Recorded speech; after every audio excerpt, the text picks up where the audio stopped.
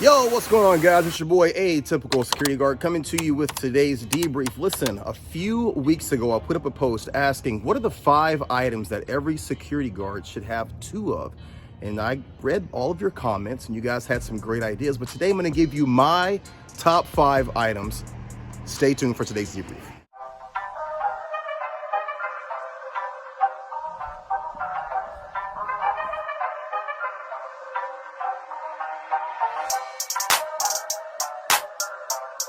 Yo guys, thank you so much for joining me for today's debrief. As always, remember our goal here is to help educate, motivate, train, and inform new and entry-level security guards. Guys, if you're a seasoned veteran, if you've been doing this for a long time, you're always welcome here. But I want you to remember that what we're trying to do right now is change the trajectory of our industry, and we can only do that by helping these new guys that are coming in be a little bit more proficient, a little bit more professional, and a little bit more knowledgeable about what we're doing. As always, if you appreciate the information that I'm uploading, please like, share, and subscribe. You can hit that notification bell icon that looks like this, and we're gonna get right into it. Number 5, or number 1, I guess it depends on how you look at it. Let's go number 1. Number 1 is going to be magazines. You should always have, at the very least, 2 magazines. Now these should be double stack magazines carrying no less than 10 rounds. Guys, right now using my Glock 17 Gen 3, I'm running 4 magazines, 18 each one in the pipe. That's a lot of ammunition. If you're thinking about what's going on right now in our world, our climate, everything that's happened with this Buffalo shooter, you want to make sure that you're well prepared to engage if you have to, and you have enough rounds to finish that fight. You should always have 2 magazines on deck. Now, speaking of mass shootings, the one thing you want to make sure that you have right after your firearm and your plate carrier, obviously, is going to be your tourniquet. Guys, listen, if you are mortally wounded, or if you're wounded in the capacity that you're bleeding out, you have to be able to stop that bleed, not only to re-engage the threat, but to save your life. And you should have 2 tourniquets, because you want to make sure that you have one for another person. Remember, you are the first responder before the first responders. Average response time is about 7 minutes for law enforcement to make it to any 911 call. You want to make sure that you have these tourniquets. Now, the one that I'm showing you here, this is a training tourniquet, but you want to make sure you have 2 solid tourniquets. You can order great tourniquets from Sheepdog Response, from Fieldcraft Survival, and I'm a little sketchy on the Amazon options, but people out there are saying that there are some great options available on Amazon. Buyer beware. But listen, aside from your plate carrier, your firearm, the second thing that you want to make sure that you have is 2 quality tourniquets.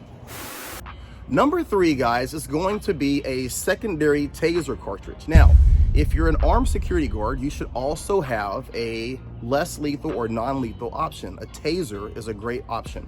There's a saying out there that to the man that only has a hammer, all the world is a nail. And you want to make sure that you're not just leaving yourself your firearm as an option. If you're able to engage with less lethal force, TASER is a great option, but you want to make sure that you have a secondary cartridge. My X26 TASER has a buttstock that's a little bit extended and allows for me to house a second cartridge there.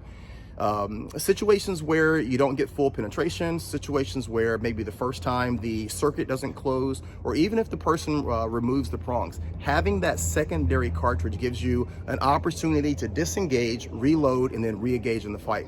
X26 cartridge, secondary, something you should have as well. Number 4, in following that de-escalation of violence on the force continuum, is going to be a secondary can of mace. Guys, listen, most of you are carrying mace. Everybody has their pepper spray on and their OC spray. But what most people don't do is have enough mace. If you've been doing this long enough, and if you haven't experienced this, I guarantee you will, some people can eat this shit like barbecue sauce, right?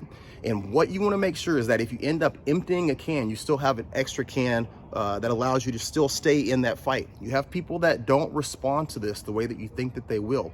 If you have multiple attackers, multiple assailants, and you have to engage with pepper spray with more than one person, you happen to have a person that's taken a lot of pepper spray and they have 0 response or very little response, having that secondary can allows you to stay in the fight without having to escalate secondary pepper spray.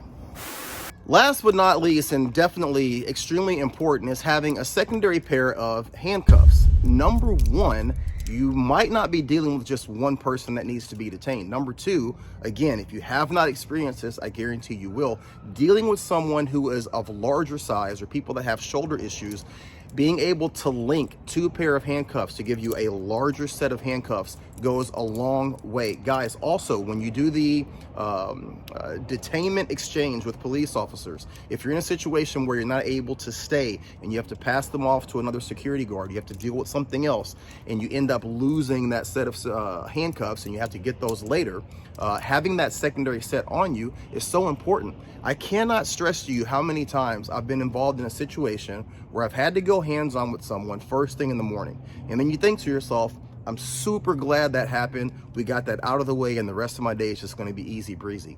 And not so fast. You have 2 or you have 3 more situations that call for you to go hands-on or be physical in a situation throughout the rest of the day. Making sure that you have 2 of everything, including a secondary set of handcuffs, is very important to make sure you can still remain professional in your job and carry out your duties well after you've already had that first situation throughout the day. Secondary set of handcuffs. Now, as with everything that you guys added to the post the other day, there are a couple of things that deserve honorable mention. Pins, phone chargers, extra radio batteries, flashlights, things like that. But what I want is for you guys to comment below. People are going to find this video. They might find this video 3 months from now, 6 months from now, 3 years from now. And I would love for us to have a nice, healthy thread of options for people to have 2 things of, right? All of you living across the country, all throughout the country, in different areas, working in different aspects of security. You have your own experience and you have your own top 5 lists. Share your list below so you can help a future officer. As always, I want to thank you guys for being a part of our channel here, following me, being a part of what we're doing, helping to create a great opportunity for officers to be educated and to learn more. And at the end of the day, if we all do better, we make more money. Watch your 6 and be great. Take care.